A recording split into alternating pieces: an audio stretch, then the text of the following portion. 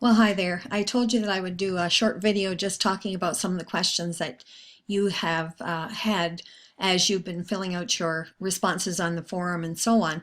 And so that's what I'm going to try to do this afternoon. I hope it'll be helpful, and it'll probably raise more questions, but that's okay too. If you have further questions, then certainly you can add them to the discussion.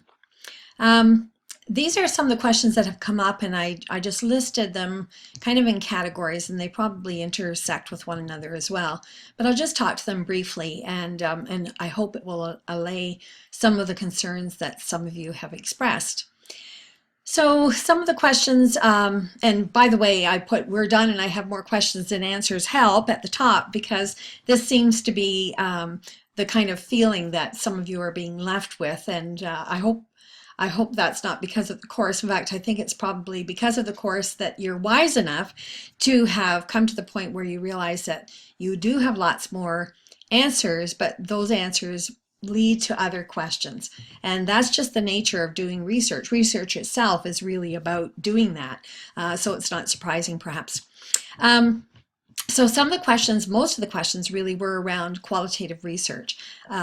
Although there were some about quantitative research, and I just wanted to talk a little bit about some of the not misunderstandings exactly, but different understandings that maybe need a little more clarification around triangulation, mixed methods, and so on.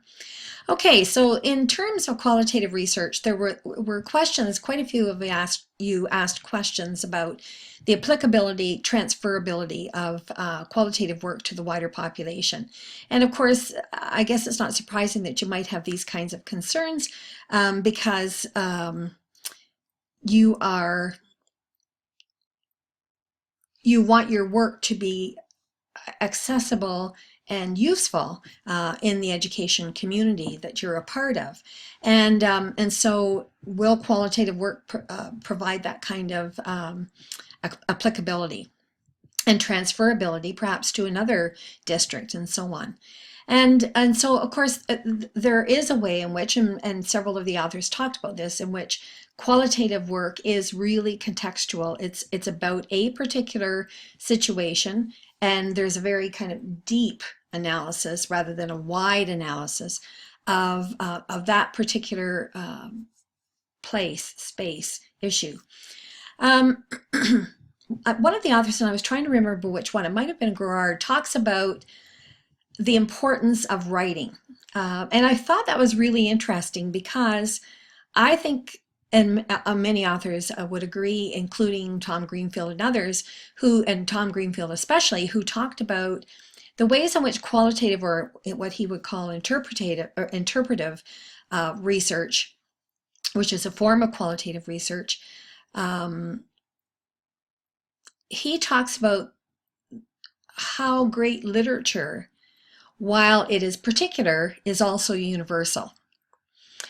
So when we're reading a great piece of literature, whoever that might be, and from whichever country, so we might be reading a piece of great literature from Africa, for example, and we're reading it and we're becoming immersed in a story that is not at all like our own, for most of us anyway in this group. And so we're reading this story, and yet we're able to take from that story and apply to our lives particular principles, particular understandings that we can gain, that we can apply in a whole different other context, or culture. And why is that? Well, it's because and this goes into literary theory, when we're reading anything, the reader and the text are interacting. They're having a conversation with one another, in a sense. So as you're reading both the author's intent and bringing to it your own experience, and that creates a way of bringing that story to your experience. So it's perhaps not applicable, but it can be universal. It can apply in a way that quantitative perhaps doesn't. And that's why it's so transferable. in ways that aren't obvious at all at the time that the person's doing the research.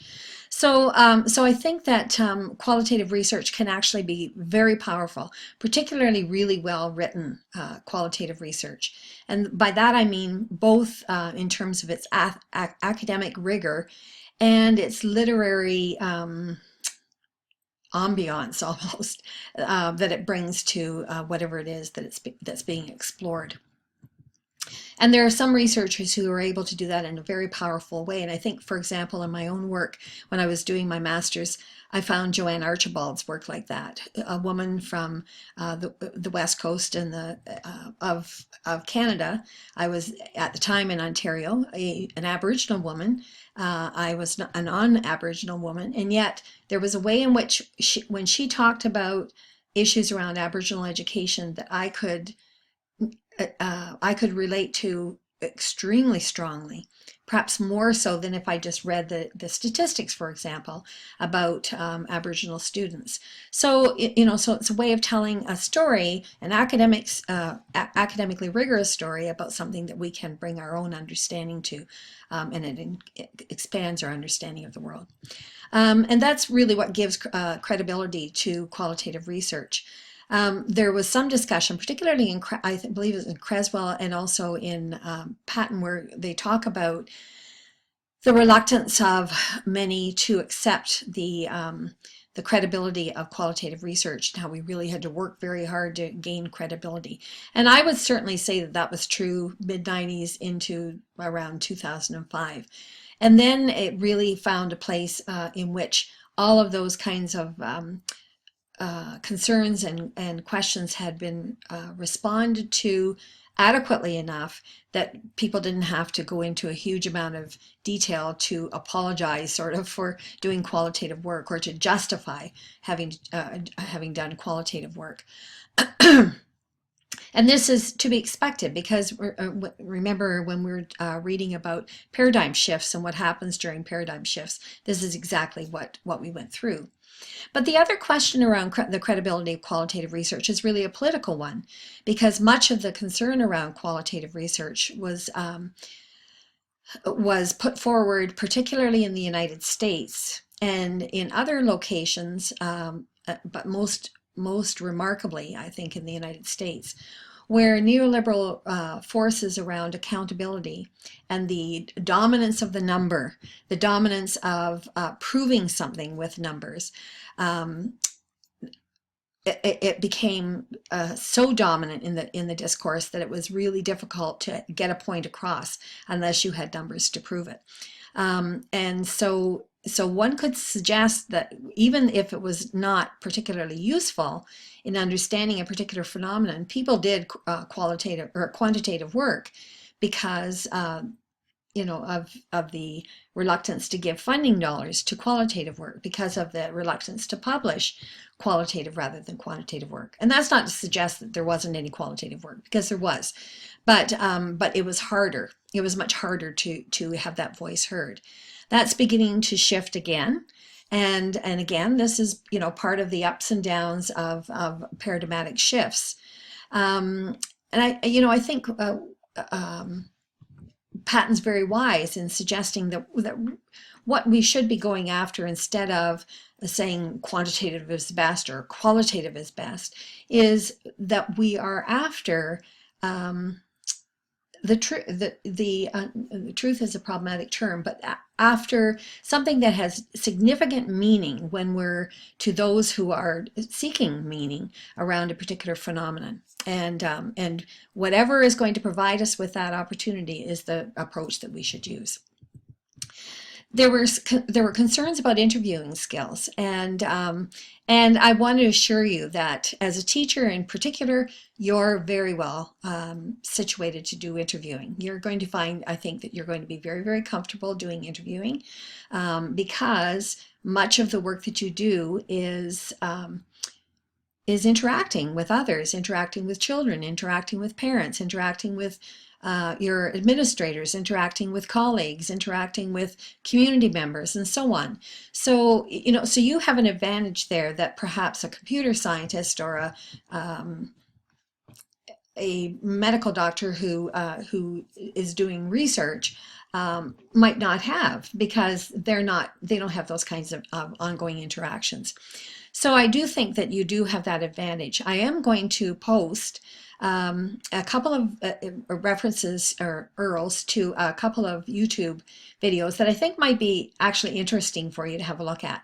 And they're kind of fun, because the first one is really what not to do when you're interviewing. It becomes pretty obvious, and you're supposed to find 10 things that the person is doing that they shouldn't be doing. And then the second one does the same interview, but without those no-nos, and you know how much more effective they are. Now, it's not in the field of education, but nevertheless it's kind of fun to watch, and I think it does, for those of you who wish that you could watch somebody actually doing an interview, this is a good way for you to perhaps get that opportunity. You can also, of course, before you embark on your research, you can't use this as part of your data set, but you could, you know, interview a couple of people that are similar to the kinds of people that you're going to be interviewing. So if you have a friend who's a principal and you're going to be interviewing principals, then sit them down and you know, say, okay, these are the and try to replicate the situation, and set yourself up the way that you would with your tape recorder and all the rest of it, and away you go, and just see how it works out for you, and kind of do that a couple of times. The position of the researcher in qualitative research, I think, is an interesting one. And several of you talked in the forum about, you know, making your position clear. And that's one way in which qualitative research separates itself from quantitative research, in the sense that the researcher is very transparent. The position of the researcher is very transparent, whereas the researcher in quantitative research disappears. And so there's that difference. But I think the position of the researcher when you're doing an interview is an interesting one too. A friend of mine who is a academic, but also a musician and a singer, she likens it to somebody who is singing in front of an audience. And so an interviewer is, in a sense, performing in front of an audience. And so she, as a singer, brackets herself from the audience, in the sense that she is conscious of herself as a performer. She needs to be conscious of breath control, of her posture on the stage, of her hand movements, etc. And so in that sense, she needs to be aware of herself, but she also needs to be keenly aware of the audience and how the audience is responding to her performance. And a researcher, it can be very much like that too. So when you're interviewing, you're keenly aware of yourself, in the sense that, you know, is the tape recorder still turning, or whatever it is. You know, it's probably digital now, but whatever, are the numbers still rolling? Am I sitting in a position that is not invasive with the person that I'm interviewing? Am I asking the questions clearly? Am I anticipating the next question without being obvious about, you know, looking down at my paper and that sort of thing?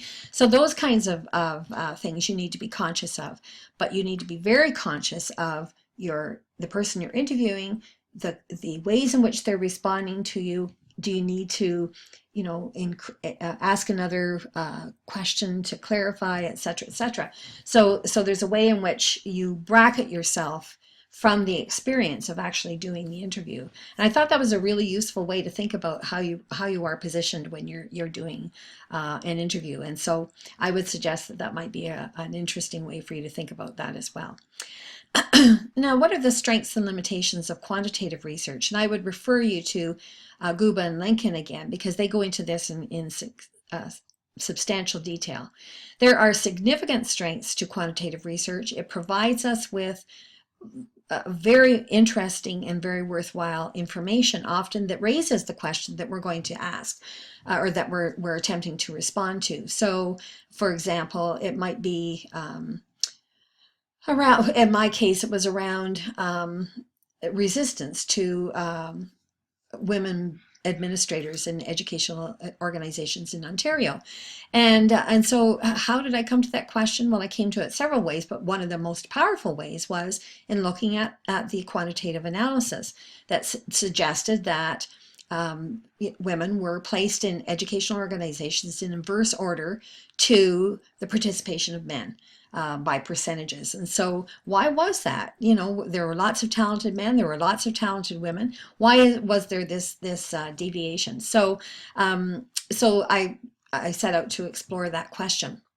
And so quantitative research provided that for me, but it did not provide me with other kinds of things that I felt were important in understanding more fully the whole issue of this more kind of nebulous term or emotive term, resistance to gender equity policy in educational organizations.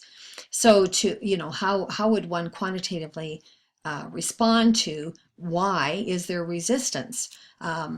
Quantitative research doesn't provide us with those answers. So in the humanities and the social sciences, quantitative research has a place.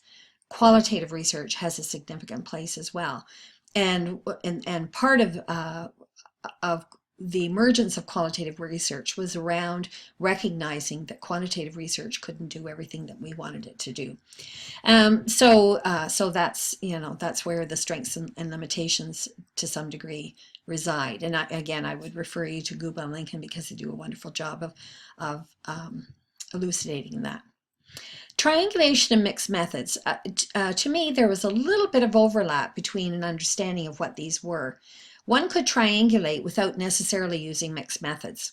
So you could use interviews, you could use a focus group, and you could use document analysis. And so you have three ways of exploring the same kind of phenomenon.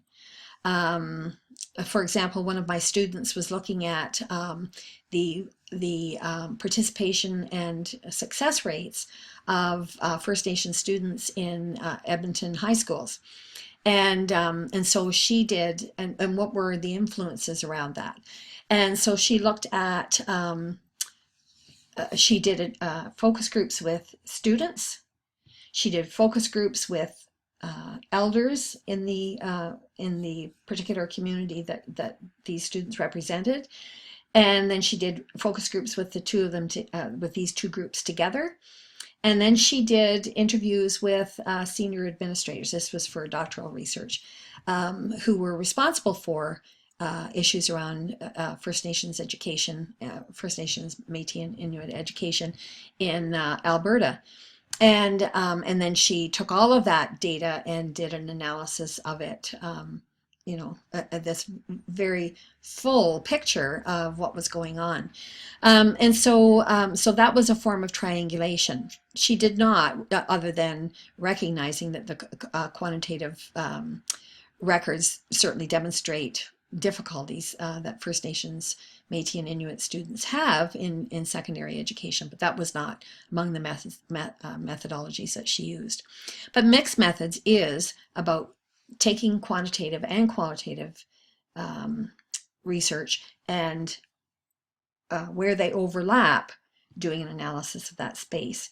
There's another word that you may come across, and it's becoming a little more common, and it's an interesting one. It's called bricolage, and it's a French word meaning the person who fits together the mosaic of the stones and so on that form various architectural features.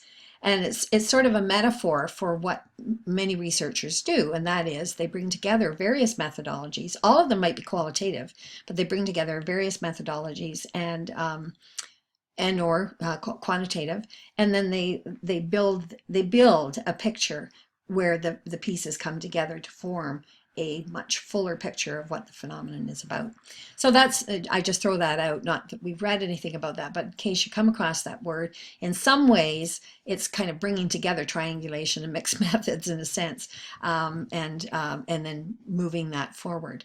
First Nations, a Métis researcher, I believe, at the University of Alberta, he calls the method he used, métissage, which is like the plaiting of a braid.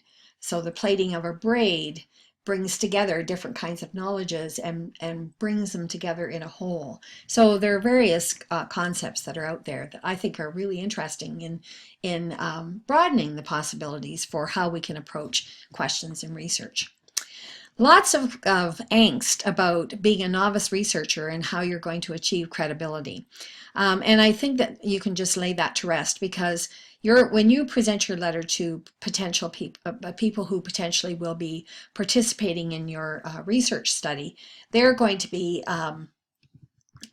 in that letter, you'll be listing the person who will be your research supervisor, and you will be suggesting, or well, you won't be suggesting, you'll be saying that you are doing this as part of your work towards your master's at the University of Alberta. So you have kind of institutional support, and you will have support throughout the whole process. So in your next couple of courses, or one, however many more that you're doing, that process is going to take place. So please don't concern yourself about that, and please don't concern yourself about whether your research is going to have any credibility. It will have. And you'll be able to present it at conferences and so on with confidence that you've done a very credible job of putting together information around a particular phenomenon that you're exploring, in whatever way it is that is seen as suitable in doing that. So so that's not something that you need to be concerned about. Your credibility is enhanced the longer, of course, that you do this. But, you know, I've seen very senior scholars presenting at conferences and being pilloried by people in the auditorium who, you know, because that researcher hasn't kept up with what's going on in research. So, you know, credibility is what credibility is, and being committed to the work that you're doing and doing it to the best of your ability and with the support of knowledgeable scholars, then you're going to be just fine. And then some of you ask questions about the so what of research. You know, you get to the end of this, well, like, what now? So what? You know, and it's an interesting question. It's actually one that's often asked in doctoral hearings. So those of you who are thinking of doing your doctorate, you can kind of tuck that little piece of information away. But the so what of research is important. It's important right from the beginning right to the end. Joanne, I believe it was Joanne Archibald, and I'm almost certain it was Joanne Archibald, who talked about researching a burning question. And for her, a burning question was one that was very, very important to you. And now some of you had some reluctance around that because you felt that would cause some questions around your ability to be objective. Well, there's lots of literature that suggests that no researcher, quantitative or qualitative, can ever be objective. Your question comes out of your commitments. Otherwise, you wouldn't do all of this. You wouldn't spend all of this time on stuff. So, you know, so quantitative and qualitative researchers have different ways of handling this issue of your commitment to a question, but all of us are highly committed and often deeply invested in the questions that we're asking. And we want to know as much as the reader wants to know. That's why we're doing the work. So a burning question, that's not a bad thing. And that burning question is what's going to keep you going when you're in the middle of the process and you think, I just want to go and play basketball. I do not want to write another sentence. And maybe you should go and play that basketball game when you get to that point. But that burning question is going to call you back. So it's very, very important. And at the end of the research, a burning question to you is going to be important to others as well. And so that's going to be the so what of your research. It's going to be something that is going to enhance practice and experience of in educational systems, in educational classrooms, in schools, in communities. It's going to enhance policy development and so on. So there are various ways in which your work could and will be taken up, and that's important to keep in mind as well.